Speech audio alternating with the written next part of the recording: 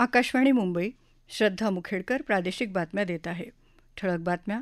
महाराष्ट्राचे मुख्यमंत्री म्हणून देवेंद्र फडणवीस यांचा आज शपथविधी. अदानी लाचखोरी प्रकरणी संयुक्त संसदीय समितीतर्फे चौकशी करण्याची विरोधकांची मागणी.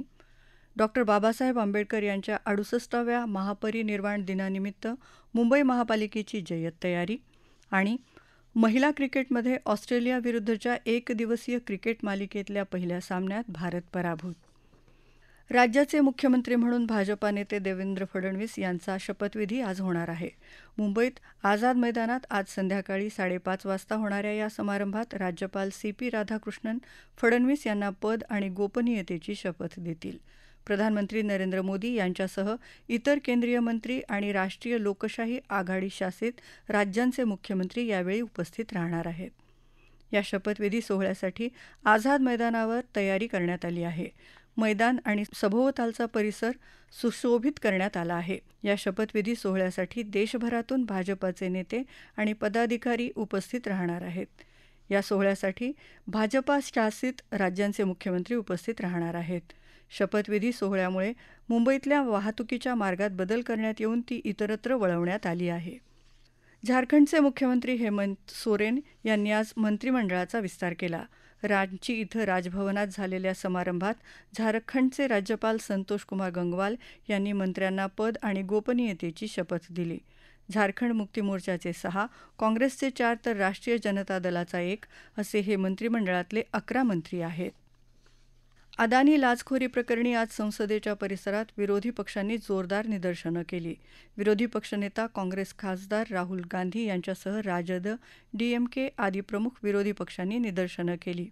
या प्रकरणाची संसदेच्या संयुक्त समितीतर्फे चौकशी करण्याची मागणी यावेळी विरोधकांनी केली. विरोधी पक्षांनी संसदेत केलेला गोंधळ म्हणजे केवळ नाटक आहे, अशी प्रतिक्रिया केंद्रीय मंत्री गिरिराज सिंग आणि किरेन रिजिजू यांनी वार्ताहरांना दिली. राज्यसभेत आज परदेशातून देशहितावर होत असलेल्या हल्ल्यांचा मुद्दा भाजप खासदार सुधांशू त्रिवेदी यांनी शून्य प्रहरात उपस्थित केला. त्यावर हा गंभीर मुद्दा असल्याचं सांगत त्यावर अधिक वेळ चर्चा करण्याची सूचना अध्यक्ष जगदीप धनखड यांनी दिली. याला विरोधी पक्षाच्या खासदारांनी जोरदार आक्षेप घेतला. त्यानंतर झालेल्या गोंधळात राज्यसभेचं कामकाज 12 वाजेपर्यंत तहकूब करण्यात आलं. त्यानंतर पुन्हा कामकाजाला सुरुवात झाली. आज लोकसभेचं कामकाजही आधी दुपारी 2 वाजेपर्यंत आणि नंतर दुपारी 3 वाजेपर्यंत तहकूब करण्यात आलं. त्याआधी अहिल्यानगर ते पुणे इंटरसिटी रेल्वे मार्गाचं काम लवकरात लवकर सुरू करण्याची मागणी खासदार निलेश लंके यांनी केली. हे काम केवळ मेंटेनन्स पॉइंट उपलब्ध नसल्यानं अनेक दिवसांपासून प्रलंबित आहे. या मार्गावर अनेक धार्मिक स्थळं तसंच औद्योगिक क्षेत्र असून रेल्वे मार्ग पूर्ण झाल्यास सामान्य जनतेचा प्रवास अधिक सुखकर होईल, असं ते म्हणाले.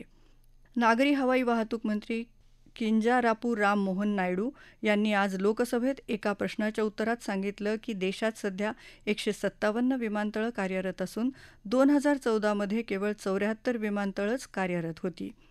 सरकार देशात विमानतळाच्या जाळ्याला महत्त्व देत असल्याचंही ते म्हणाले. सध्या दिवसाला 5 लाख जण देशांतर्गत प्रवास करत असल्याचंही त्यांनी सांगितलं. संभल इथल्या हिंसाचाराबद्दल एकांगी माहिती समाज माध्यमांवर पसरवल्याप्रकरणी भाजपचे खासदार निशिकांत दुबे यांनी आज लोकसभेत काँग्रेस पक्षाच्या नेत्यांवर आरोप केले. त्यानंतर विरोधी पक्षांनीही अदानी समूहावरच्या आरोपाप्रकरणी चौकशीची मागणी करत गदारोळ केला.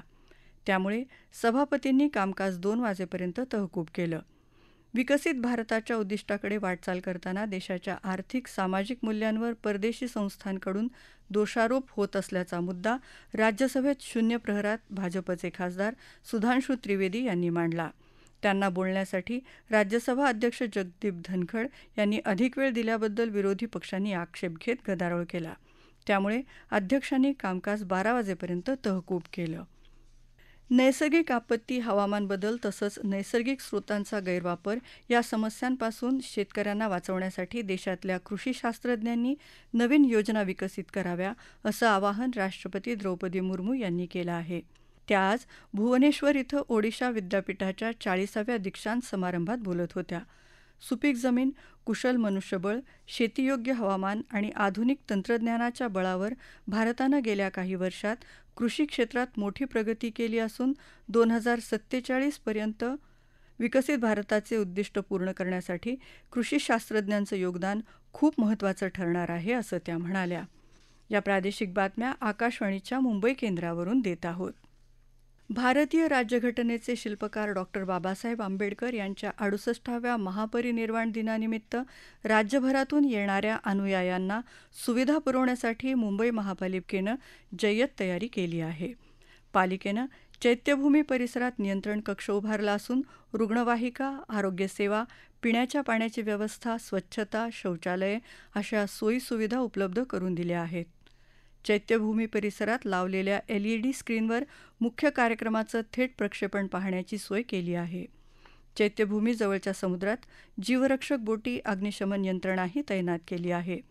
यावेळी पालिकेच्या जनसंपर्क विभागानं बाबासाहेबांच्या जीवनपटावर आधारित छायाचित्र प्रदर्शन आयोजित केलं आहे. महिला क्रिकेटमध्ये भारत आणि ऑस्ट्रेलिया यांच्यातल्या एकदिवसीय मालिकेत आज ब्रिस्बेन इथं झालेल्या पहिल्या सामन्यात भारताला पराभव पत्करावा लागला. नाणेफेक जिंकून प्रथम फलंदाजी करताना भारताचा संघ 35व्या षटकातच 100 धावा करून गारद झाला. मेगन स्कट हिनं 5 बळी घेतले, तर किम गर्थ, ॲश्ले गार्डनर, एनाबेल सुदरलँड आणि एलेना किंग यांनी प्रत्येकी 1 बळी मिळवला. ऑस्ट्रेलियानं 17व्या षटकात 5 गड्यांच्या मोबदल्यात ही धावसंख्या पार केली. जॉर्जिया ओलच्या नाबाद 46 आणि फिबी लिचफील्डच्या 35 धावांच्या बळावर ऑस्ट्रेलियानं विजय साकार केला. भारतातर्फे रेणुका सिंहनं 3 तर प्रिया मिश्रानं 2 गडी बाद केले. ओमानमध्ये झालेल्या पुरुषांच्या हॉकी ज्युनियर आशिया चषक स्पर्धेचं विजेतेपद भारतीय संघानं पटकावलं आहे. काल झालेल्या या स्पर्धेच्या अंतिम सामन्यात भारतानं पाकिस्तानचा 5-3 असा पराभव केला. या संपूर्ण स्पर्धेत अपराजित राहिलेल्या भारतीय संघानं सलग तिसऱ्यांदा हे विजेतेपद पटकावलं आहे. याबद्दल प्रधानमंत्री नरेंद्र मोदी यांनी भारतीय संघाचं अभिनंदन केलं. हा विजय भारतीय हॉकी संघासाठी ऐतिहासिक क्षण असल्याचं प्रधानमंत्री म्हणाले. खेळाडूंचं अतुलनीय कौशल्य, धैर्य आणि सांघिक कामगिरीच्या जोरावर भारतानं हा विजय साकारला असं म्हणत प्रधानमंत्र्यांनी हॉकी संघाच्या भविष्याबद्दल शुभेच्छा व्यक्त केल्या.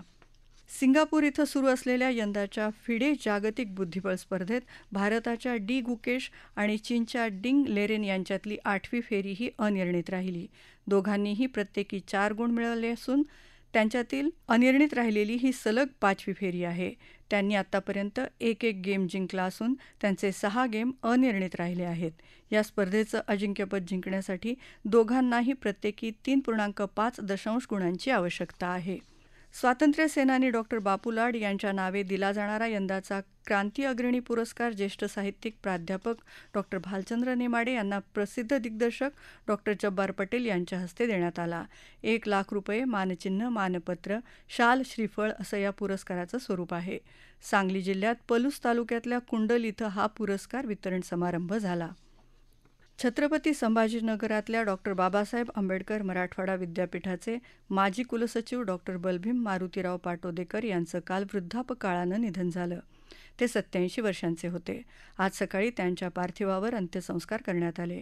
1981 मध्ये डॉक्टर बाबासाहेब आंबेडकर मराठवाडा विद्यापीठाच्या कुलसचिवपदी निवड झाल्यानंतर त्यांनी कोणत्याही दबावाला न जुमानता विद्यापीठातले गैरप्रकार मोडीत काढले होते. ठळक बातम्या पुन्हा एकदा. महाराष्ट्राचे मुख्यमंत्री म्हणून देवेंद्र फडणवीस यांचा आज शपथविधी. अदानी लाचखोरी प्रकरणी संयुक्त संसदीय समितीतर्फे चौकशी करण्याची विरोधकांची मागणी. डॉक्टर बाबासाहेब आंबेडकर यांच्या 68व्या महापरिनिर्वाण दिनानिमित्त मुंबई महापालिकेची जय्यत तयारी. आणि महिला क्रिकेटमध्ये ऑस्ट्रेलियाविरुद्धच्या एकदिवसीय क्रिकेट मालिकेतल्या पहिल्या सामन्यात भारत पराभूत. याबरोबरच आकाशवाणी मुंबई केंद्रावरचं हे प्रादेशिक बातमीपत्र संपलं. नमस्कार.